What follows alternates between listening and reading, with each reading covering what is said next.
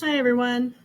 Today I'm excited to show you some Google Docs tools that can streamline your work and make documents more interactive. We're going to look at some smart chips, building blocks, and document tabs. And these tools can help you with lesson planning, collaboration, and keeping organized. So first let's start with the smart chips, which let you add interactive links to people, files, dates, or calendar events. Just type the @ symbol and then start typing the name of a person, a file, or a date. So maybe I want to type in Lindsay Dose here, that I can see that it's interactive in terms of showing me her contact information. I could launch an email from here. We could send messages to start a chat, send a video meet invite, things like that. I could also add in a link to a recently opened document so that users of the document could get there quickly, and that's a quick way to connect those things. You can also insert smart chips for a stopwatch, timer, task, or voting options. And these are new for us. These are a bonus that comes along with North Polk's upgrade to the Google for Education Plus workspace. And these are great tools for making your document interactive and functional in real time. So let's look at each one of those and how they might be used in a classroom or a collaborative setting. So first, the stopwatch. If I type the @ symbol, I can select it down here, or I can continue typing @stopwatch. When I click, it begins to run there, and I can pause or reset it. And so for classroom use, you could use the stopwatch during a timed writing activity or a practice drill, and students can see the time update in real time if they're working collaboratively. I'm going to go ahead and pause that timer. Next, let's do the timer chip. The timer chip works similarly, but it lets you set a countdown timer, and this could be useful for setting a specific time limit for a group task, something like that. So @timer, or select timer from down below. When I've typed @timer, there are some default options that come up.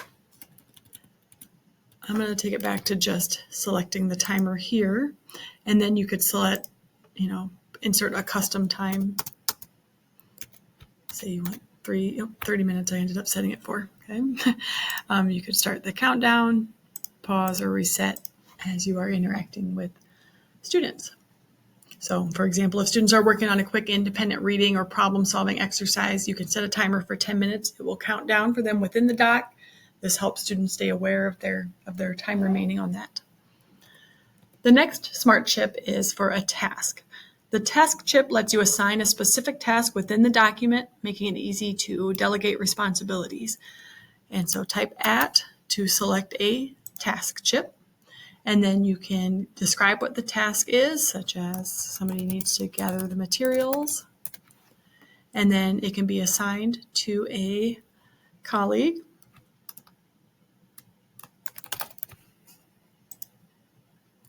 And we could give a date by when that needs to be done. So then if we assign that as a task, it's going to send the assignee an email. So I'm just going to hold off on doing that. And then it would appear in their personal task list as well. Teachers might use task chips to organize planning responsibilities, like assigning someone to gather activity supplies or to finalize a presentation. You can check the tasks off as you go. This keeps everybody on the same page. And then student groups working in a doc might use task chips to assign roles that maybe have been defined by a teacher for their group, or students might use task chips to divide up work on a shared task and keep track of how it is getting done. Finally, there's the voting chip. So @voting chip. To add this to your doc, you can type a question or a suggestion and get quick feedback from colleagues or even students if it's a shared doc. So, maybe you want them to vote as you are going to choose your next class novel, and then you give them a few options for which to vote. So you can insert voting chips. There are a couple of quick default ones, but you could also try to customize it, maybe to fit the theme of the novels that you are having students select, or just to make it fun for the season or something like that. Okay. In a team meeting, you might use this to vote on lesson ideas or resources to use. In the classroom, students could use it to vote on class activities or projects. So those are the Smart Chips. I'm going to take a look at a couple of the building blocks next. So Google Docs also has building blocks. These are like pre-formatted templates for things like meeting notes or email drafts. And these save time by giving you ready-to-use sections. So one of those is meeting notes. So if I go to click, again, I can go to the menu to insert, or I could type @ and then go down to the bottom to select building blocks. And let's start with the meeting notes. So if I open meeting notes and select one of the meetings here, I'll choose this one. There's a place to take notes. There's a place to add action items to the agenda. So this is great for team meetings, especially if you want to keep track of who attended and what action items might need follow-up. I'm going to go ahead and, well, I can just leave it there for now. The other building block I wanted to note today is the email draft. And so this is going to be used to draft an email. It's especially handy for composing emails in a document if you're collaborating on the content of the email before sending it out. So it's a way to, have group work on an email. And so looking at the layout here, you can add individuals by selecting, persons from your recent contact list, or typing in the names of colleagues with North Polk emails and finding them. And then you can edit the subject, and you can write the body of the email message down here. So you could write this together as a team. You might use this feature when drafting communication to parents or outlining a weekly update for your team.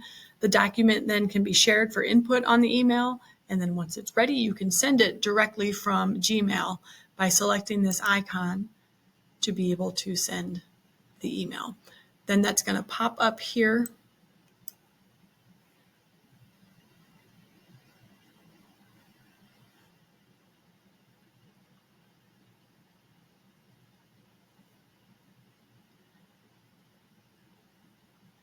Now that it has popped up, you can see the names we had entered on the doc, the body of the text I had started writing, and then you can select to send the email from there. I'm going to trash it for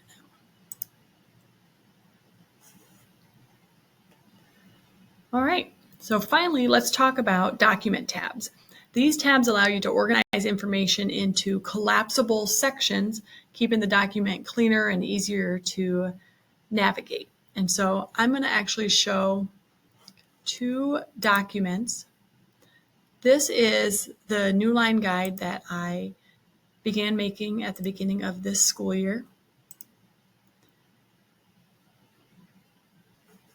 And as you can see, there are a lot of pages to it, and there's a lot of content that's in here. And at the time, document tabs weren't available. And so I was utilizing the outline here. You can see document tabs at the top, but that was not used to structure this document. So because I used the outline feature, I could jump to the section about using Newline Cast, but it's still within the middle of all of the other content. There's still a lot that can be scrolled through. You're basically jumping between sections within this one document. And so I restructured it now that the tabs are available. And so now the tabs function almost like separate sections of the document. So if I jump to the Newline Cast section of the document, that is the only thing you see here. It's as though there is a separate tab, like a collection of documents here. If I jump to screen record or the annotation tools, you're not scrolling through the rest of the document. And so this can be useful for breaking up lessons plans or storing different types of resources in one place, like maybe one section for notes, another section for links or schedules. It's just useful for keeping large documents organized when there are multiple large sections. It's going to reduce scrolling because you can jump to specific sections without scrolling through the whole document. So some of you have been using the outline before. That was also providing kind of a hierarchical way of organizing a document, but didn't have the kind of collapsing and expanding of sections and the separation of content within the document. So that wraps up our quick look at SmartShip's building blocks and document tabs in Google Docs. These tools can make your documents a little more interactive and organized. So thank you for watching. Please feel free to reach out if you have questions or want to try some of these features yourself.